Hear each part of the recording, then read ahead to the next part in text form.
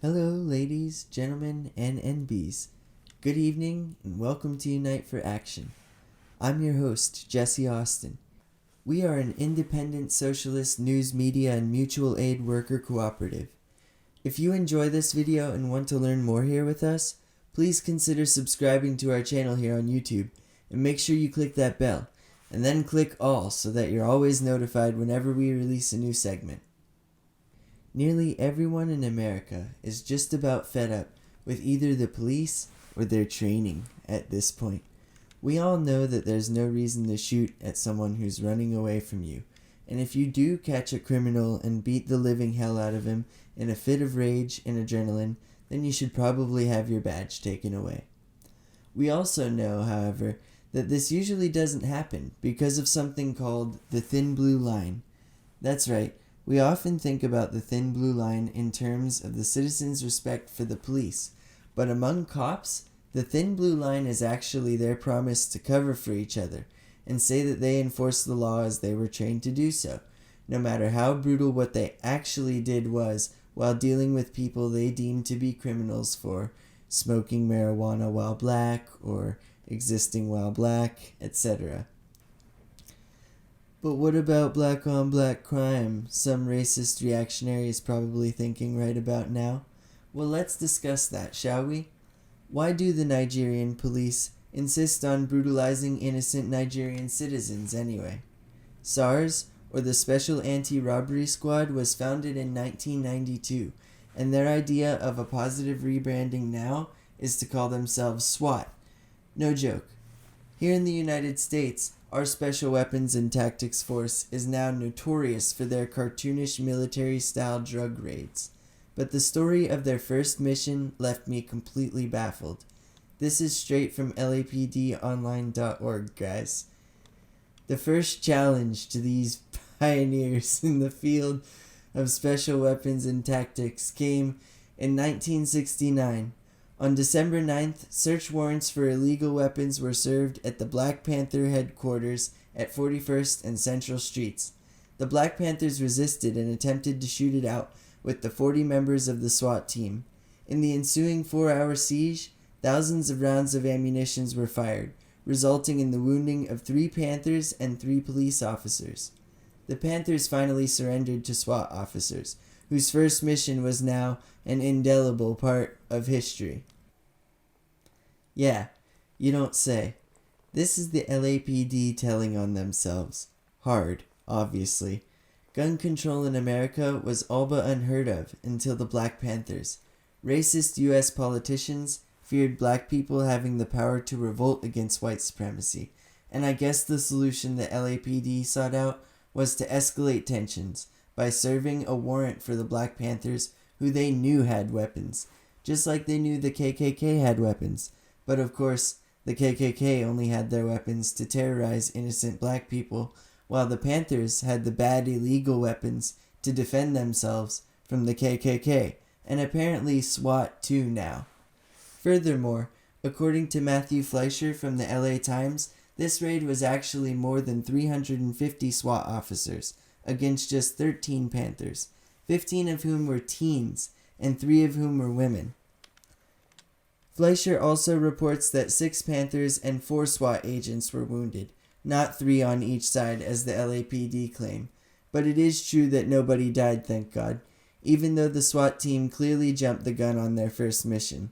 They detonated explosives on the Panthers' rooftop and even brought in a tank. Of course the Black Panthers were going to surrender. Special white supremacist tactics, special weapons and tactics officers, however, lost their battle in court when a mixed-race jury found the Black Panthers not guilty on almost all charges and agreed that they were acting in self-defense.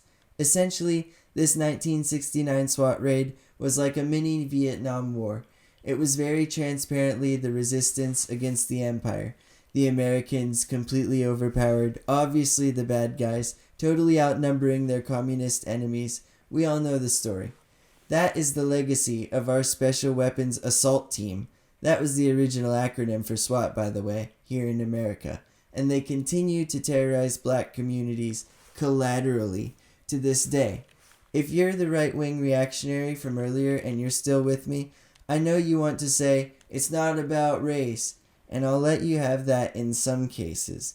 It's obviously not always about race when black police in Nigeria brutalize innocent black citizens over there as well.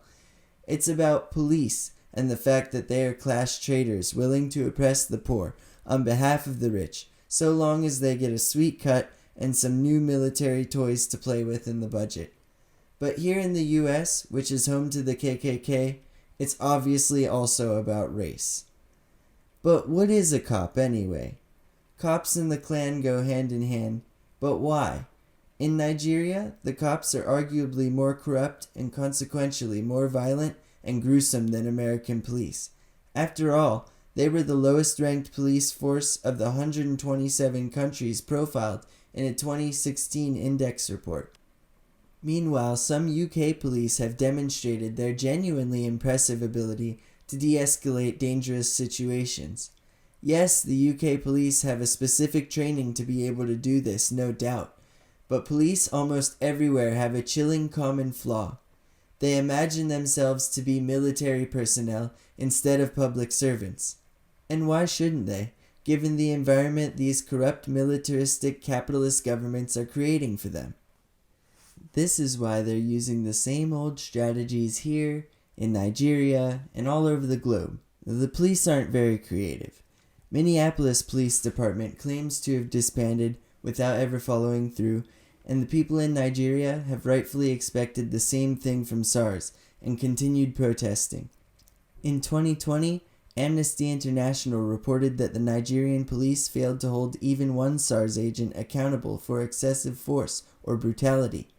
Having prosecuted Derek Chauvin, many folks here are insistent that we're making good progress, and I imagine there's a grain of truth to that, but let's not kid ourselves about the reality that the justice system is only conforming to the will of the growing anti-racist movement here to prevent continued decentralized property damage.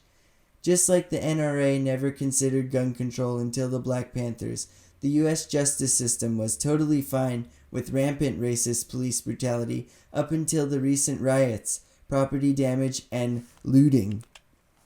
When we look back on the cases of Eric Garner, Breonna Taylor, Tamir Rice, Philando Castile, Michael Brown, Elijah McClain, and countless others, we know that it's the understatement of the century to say police have a long way to go in America in making reparations for all this. The police and other legal institutions are first and foremost a tool of capital to protect its own power.